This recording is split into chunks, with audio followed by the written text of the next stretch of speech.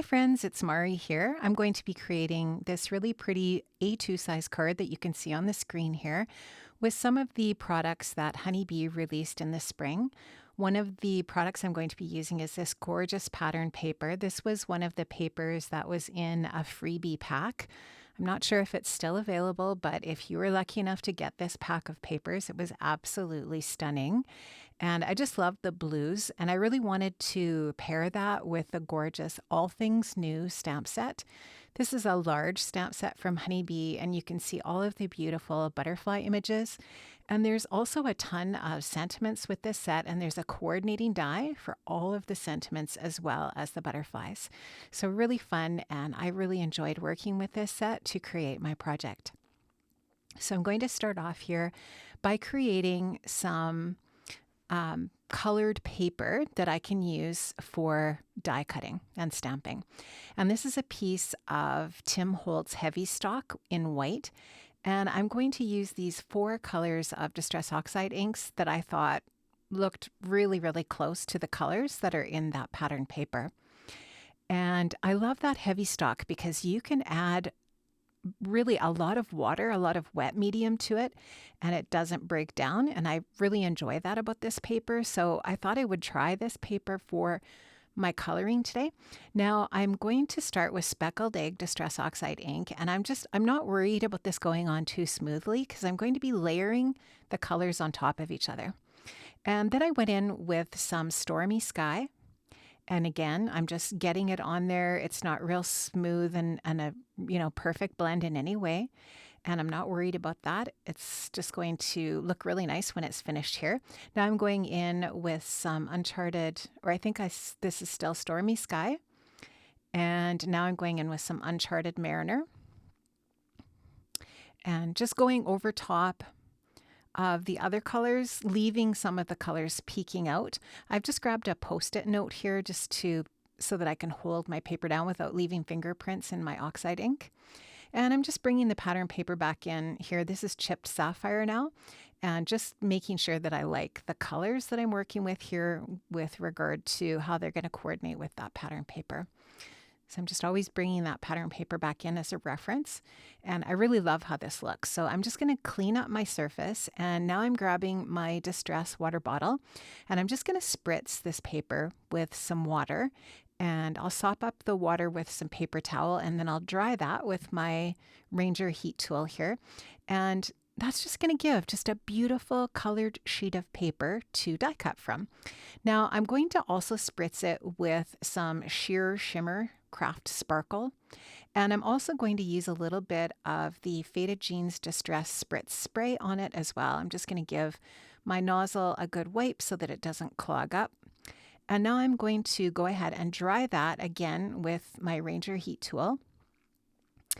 And this is what I'm going to stamp and die cut.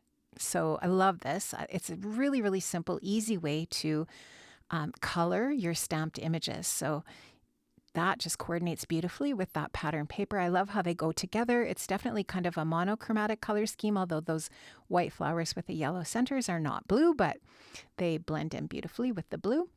And so I'm going to choose some of the butterfly stamps from the All Things New stamp set. I'm not going to obviously have room to stamp out all of those butterfly images, but I think I use 4. I stamp 4 out, but I'm only going to use 3 on the card. And I'm just going to take these and place them. I wasn't exactly sure at this point which ones I was going to use, so I'm just kind of looking over the sizes and shapes of the butterflies. I wanted to vary them, obviously. I didn't want just, all large butterflies on the front.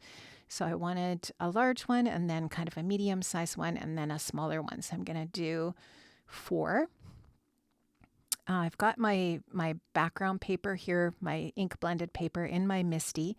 This is the regular size Misty. I'm just going to pick up those stamps onto the door of the Misty, and then I'm going to ink them up with some Versamark ink. This is a clear sticky ink that works really great with embossing powders. And so I'm going to just go ahead and get a nice amount of ink on there. I'll give that a really good press to transfer the ink onto my ink blended paper. And I'll just use a cloth just to help me slide that across so that I've got a good transfer of ink. And now I'm taking some Lawn Fawn Silver embossing powder. And I did make sure that my paper was good and dry before I added that Versamark ink to it. You don't want to stamp and heat emboss on paper where your ink is wet. Because that background, the Distress Oxide ink would hold that embossing powder as well. So everything is good to go. I am going to go ahead and take my Wow heat gun here, and I'm going to melt the embossing powder, and it is going to just be gorgeous. The butterflies are so pretty in this silver. And this is just a really super easy way to color your stamped images. So now my stamped images are colored with that background ink blending that I did and the spritzing of the sparkly stuff. So we've got just beautiful, sparkly, blue, embossed butterflies. And now I'm going to take the coordinating dies. I'll run that through my die cutting machine, and here you can just see how great these turned out. They're beautiful.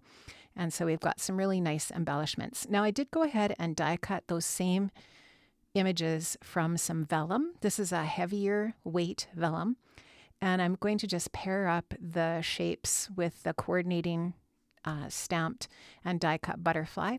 And I'm going to take those to my sewing machine, and I'm going to add a line of stitching down the center. Now, if you don't have a sewing machine, obviously you can just glue these together, use a little bit of double-sided tape behind them, or you could even use a little bit of foam tape behind these to layer these up, or add the vellum to the cardstock, and they just look really pretty when they're all done.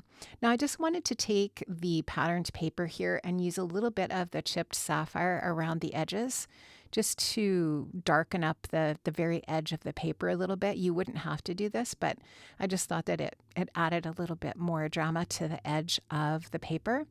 And so I'm just going to take my honeybee brush here and add that chipped sapphire to the edges. And again, this is the Distress Oxide ink, which is just a really nice opaque ink, and it does blend very nicely. So it's one of my go-to inks in my craft space for sure. Once that's all done, I'm going to go ahead and add that to a white top folding A2 size card base. And I'll just do that with a little bit of my Honeybee liquid adhesive, which is my favorite liquid adhesive in my space. I love Honeybee glue. If you have not tried it yet, it is so good. I love it. Now I'm going to go ahead and add that onto my white card base. And I'll just make sure there's no glue oozing out the edges. I'll give that a really nice press. I didn't use too much glue. You don't need much, just a little bit.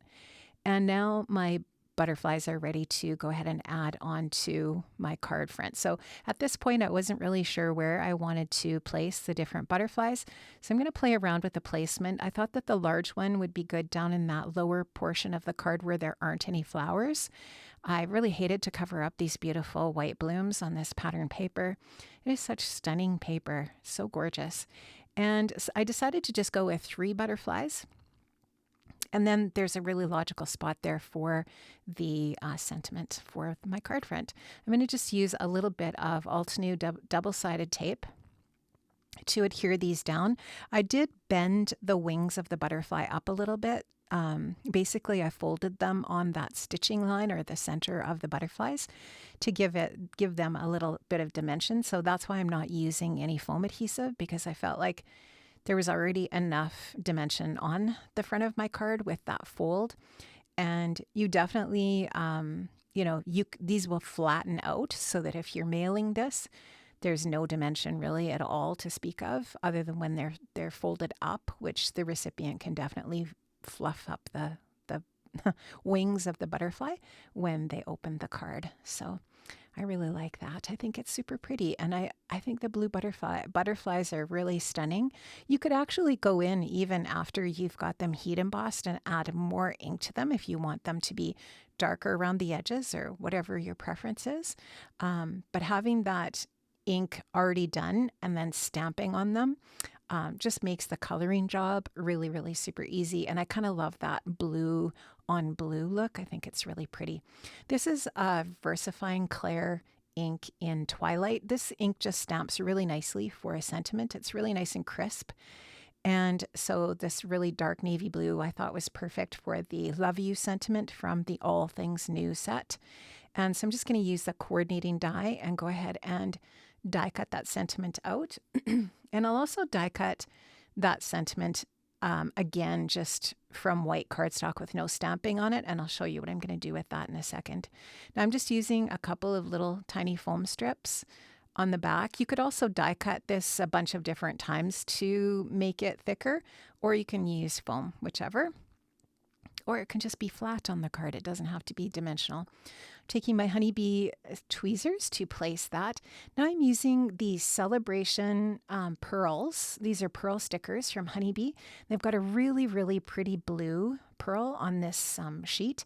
They're so pretty, and I just thought that they really worked perfectly with this particular color scheme. So I'm going to just go ahead and use my Honeybee tool here, my picker tool, and I'm going to just go ahead and place these pearls. Now this is where I used that die again. I just cut a blank one to cover up the sentiment, because I'm going to go ahead and use this Yasutomo silver watercolor, and I'm going to splatter that onto my entire card front, and I just didn't want to get that onto the sentiment. So I actually picked up that tip from Amy at Prairie Paper and Ink.